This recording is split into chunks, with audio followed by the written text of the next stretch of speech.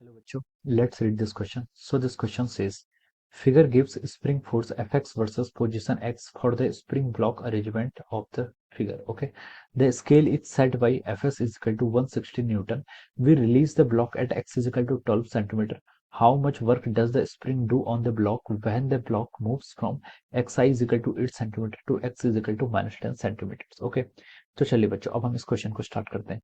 तो देखिए बच्चों, इस क्वेश्चन का की कॉन्सेप्ट आप क्या लिख सकते हैं। The key concept of this question, इस क्वेश्चन में देखिए हमें क्या फाइंड आउट करना है। इस क्वेश्चन में बताओ करना है how much work does the spring do on the block when the block moves from x i से एक्स एफ आपको गिवन है। ओके, तो देखिए बच्चों, इस क्वेश्चन का की कॉन्सेप्ट आप क्या लिख लीजिए।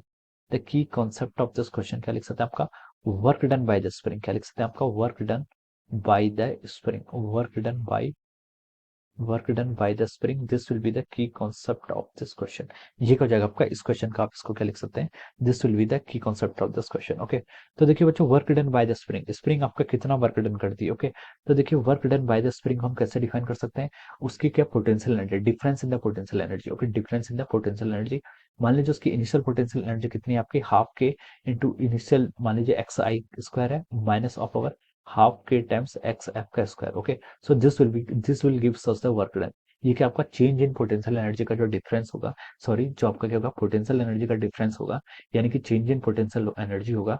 This will gives us the work done by the spring. ये क्या होगा आपका, work done by the spring के इक्वल होगा। ओके, तो देखिए बच्चों, यहाँ पर आपको फोर्स और डिस्प्लेसमेंट का कर्व प्लॉट है। किसका, आपका फोर्स और डिस्प्लेसमेंट का आपका कर्व प्लॉट है। ओके, तो देखिए जो आपका फोर्स और डिस्प्लेसमेंट का कर्व है, ओके, इसका स्लोप आपको क्या देगा। ओके, ये आपका इस तरीके से कोई कर्व है। Okay, this is our force axis और ये आपका क्या एक्स एक्सिस है। ओके, तो देखिए इसका स्लोप क्या देगा हमें, इसका हमें देखिए क्या देखना है, हमें इसका स्लोप देखना है। ओके, तो देखिए इसका स्लोप आपको देगा, देखिए अगर मैं इसका स्लोप फाइंड आउट करूँ तो देखिए D F by D X. Okay, slope क्या होता है आपका D Y by D X. Okay, D Y Y axis का लॉन्ग क्या आपका डी एफ है, एक्स एक्सिस का लॉन्ग आपका एक्स है। तो ये आपका किसके इक्वल होगा, that will give us the spring constant. ये आपको स्प्रिंग कांस्टेंट देगा। ओके, या फिर आप इसको ऐसे भी लिख सकते हैं, देखिए इसकी इक्वेशन क्या होती है आपकी, minus F equal to minus K X. Okay, हाँ, आपका के नेगेटिव इसलिए क्योंकि स्प्रिंग कांस्टेंट आपका मतलब फोर्स आपका जो होता है रिस्टोरिंग फोर्स होता है इससे नेगेटिव है, इसलिए स्लोप भी आपका नेगेटिव है। ओके, तो अगर हम यहाँ से भी df बाई dx निकालें तो आपके किसके इक्वल आएगा, आपके माइनस के इक्वल आएगा। किसके इक्वल आएगा आपका, माइनस के इक्वल हो जाएगा। ओके, तो यहाँ से हम k की वैल्यू फाइंड आउट कर सकते हैं। ओके,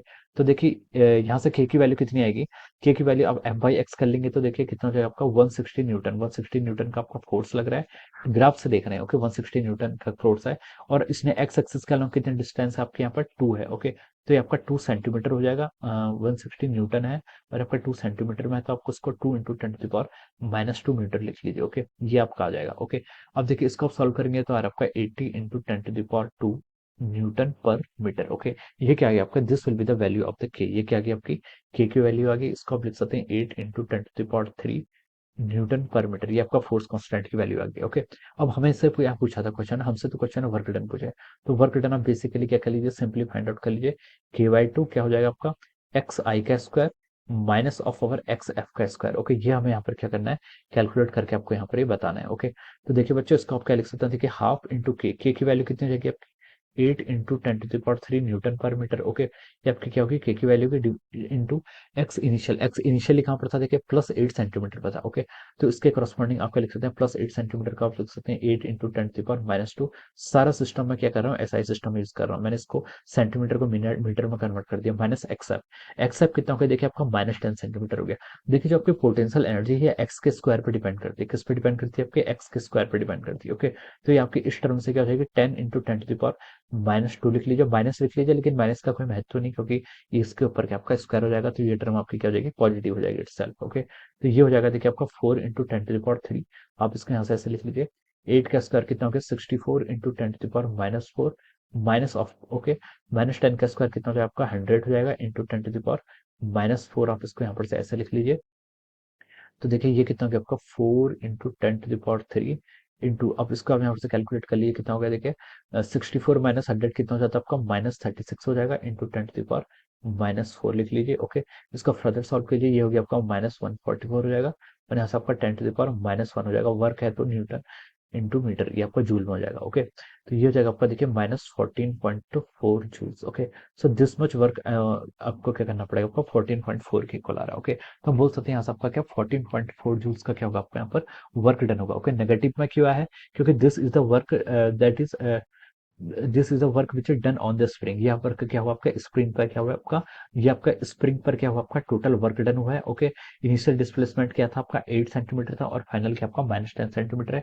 इसलिए आपका वर्क डन क्या आपका यहाँ पर नेगेटिव है। ओके, तो अगर हम यहाँ से पूछा कि total magnitude of the work done, जो बेसिकली हमसे पूछा जाता है वो किसके इक्वल होगा आपका 14.4 जूल के इक्वल होगा। ओके, नेगेटिव साइन सिर्फ आपको क्या दे रहा है, आपको एनर्जी की डायरेक्शन दे रहा है। ओके, वर्क डन क्या होता है आपका चेंज इन एनर्जी के इक्वल होता है। ओके, तो एनर्जी का डिफरेंस है इसलिए आपका नेगेटिव है। ओके, और वर्क डन का मैग्नीट्यूड कितना होगा आपका 14.4 जूल्स के इक्वल हो जाएगा। Okay, so this will be the answer of this question, ये क्या हो जाएगा आपका आंसर हो जाएगा इस क्वेश्चन का। So I hope you all understood this concept, all the best and thank you so much.